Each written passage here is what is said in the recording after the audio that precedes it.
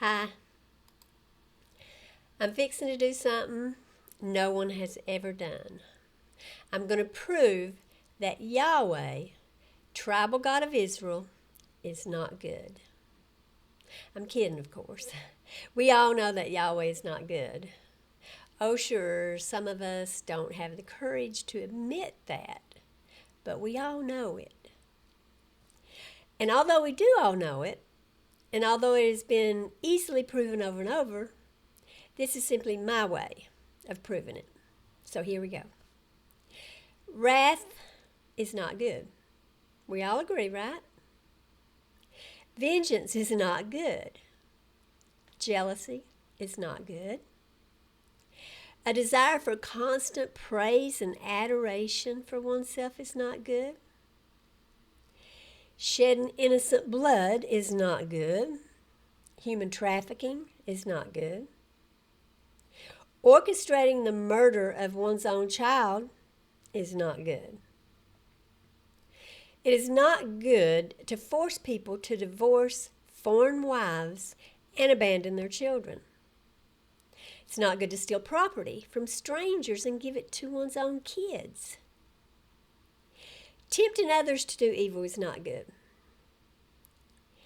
Did you know that the Spirit, or God, led Jesus, also God, into the wilderness for the purpose of being tempted to do evil? I could go on, but you see where I'm going with this.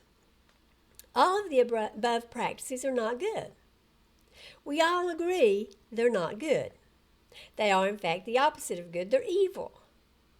Nobody wants to gainsay that, right? Yet we know that Yahweh is involved in all of these practices. Over and over and over, He shed innocent blood. Over and over, He begs for praise and worship and even kills people who refuse to acknowledge His awesomeness. He justifies slavery of the worst kind, considering slaves property to be bequeathed to one's children. He even suggested branding a slave like cattle to show that a man owned the slave in perpetuity. Everybody reading this or watching it or listening to it will agree that these behaviors I have just mentioned are not good. They're not good. And everybody will also, if they're honest, admit that Yahweh practices these behaviors. That's just a fact. Furthermore, Yahweh requires human sacrifice in order for us to be pleasing to Him. Now, I'm not referring to the sacrifice of Jesus. I'm talking about all the murders Yahweh commanded and sanctioned, and in particular, the sacrifice of all the little innocent babies. What? You thought a sacrifice had to be brought about by hanging someone on a cross or burning someone on an altar? No. If you shed blood, if you take life at the behest of a God, in obedience to His will, that's a sacrifice. You offer that baby's life to your God in order to appease Him. There's no denying that. Yahweh required human sacrifice. That's on top of all the other heinous acts that He performed or sanctioned. Therefore, Yahweh is not good. Boom, it's proven. This is a simple syllogism. Let's take the first thing I mentioned, wrath. Wrath is not good. Yahweh is wrathful. Hence, Yahweh is not good. Don't humiliate yourself and insult my intelligence by trying to argue with me on this. It's not debatable. Yahweh is not good. Period. Full stop. The only way Yahweh can be good is if He redefines the word. And His definition is that good is anything He does and anything He approves of at any given time. It might be bad at another time, but it's good when He wants it to happen. Good might be murdering babies. Good might be stealing land from your neighbors. Good might be buying human beings and bequeathing them to your children. There's no good or moral standard with Yahweh. But if I get to define the word good, I can be good all the time too. You can be good all the time. All the time we can be good if we get to define what good is. If we can say, today I want people to murder little boys and save little girls for lustful men, and then just declare that to be good, then sure, we're all good. But that doesn't work. And this evil, horrid God has the gall to think he can judge us. That's rich. He's committed every abominable and detestable act imaginable. As Richard Dawkins said, the God of the Old Testament is arguably the most unpleasant character in all fiction. Jealous and proud of it, a petty, unjust, unforgiving control freak, a vindictive, bloodthirsty ethnic cleanser, a misogynistic, homophobic, racist, infanticidal, genocidal, filicidal, pestilential, megalomaniacal, sadomasochistic, capriciously malevolent bully. And this creep thinks he can judge us. You know what? Even with his metaphorical behavior, Yahweh is evil, at least according to standards that Christians say are evil. Think about it. He was married to Israel, but Israel was his child. So Yahweh was incestuous. Israel wasn't just his child either. Israel was his firstborn son. So along with incest, Yahweh was a homosexual, which many Christians condemn. He was also married to Judah, Israel's sister, so he practiced polygyny, which is also condemned by Christians. Now, Yahweh put Israel away for fornication, so she was a put-away woman. A lot of Christians say a put-away woman can't marry again. Yet Jesus married Israel. Not only that, but Jesus married his father's wife, which Yahweh had declared to be sinful. And let's not forget that Yahweh got a woman pregnant when she was espoused to another man. That's a no-no.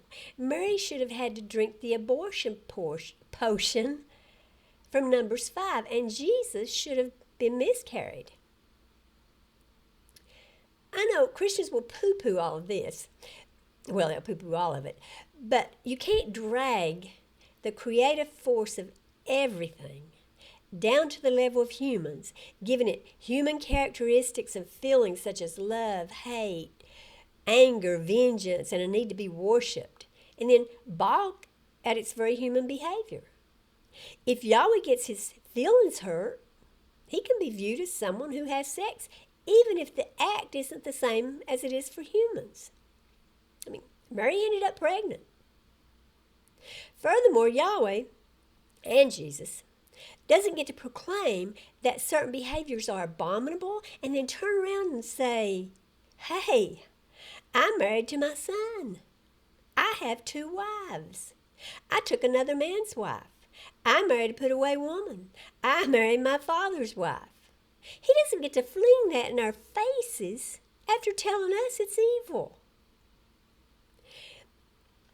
Yahweh's cool with just about any behavior you can come up with. Murder? Fine. Slavery? Just don't kill the slaves. Well, unless Yahweh tells you to. Theft? Go for it.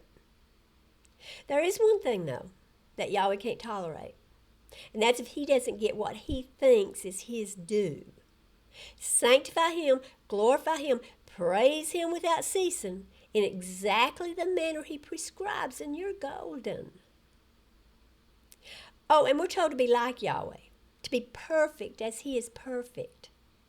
Well, if being like Yahweh is right, I want to be wrong.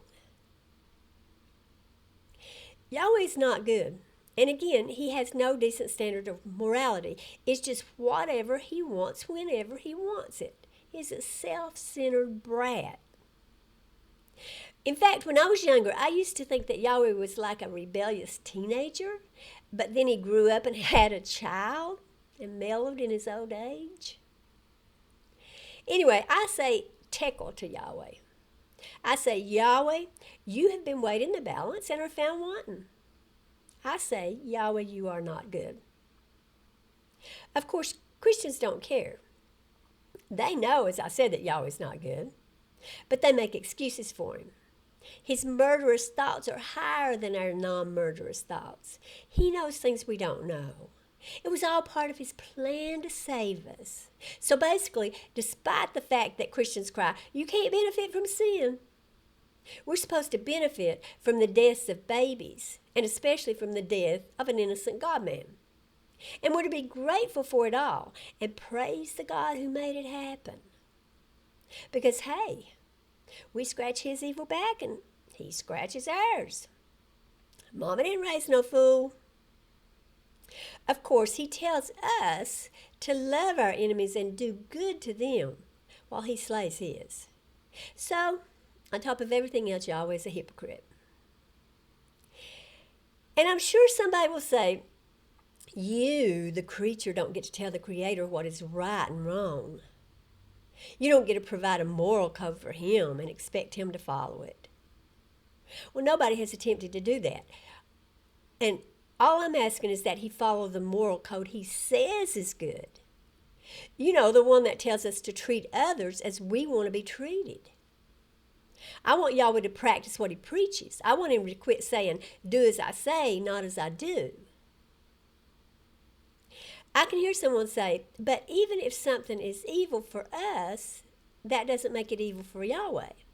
Okay. But if slavery is evil for humans, then Yahweh shouldn't sanction it for humans. If shedding innocent blood is evil for humans, then Yahweh shouldn't command it of humans. We aren't talking about what Yahweh does himself. He gives life and he takes it, fine.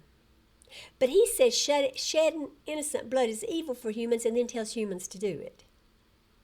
He tells humans to treat others as they want to be treated and then tells them to enslave others and even kill others and steal their land. There's absolutely no excuse for Yahweh. He is not good. And listen to me. I don't care what you think some high and mighty God said to you in a dream or a vision or even out of the deep blue sky.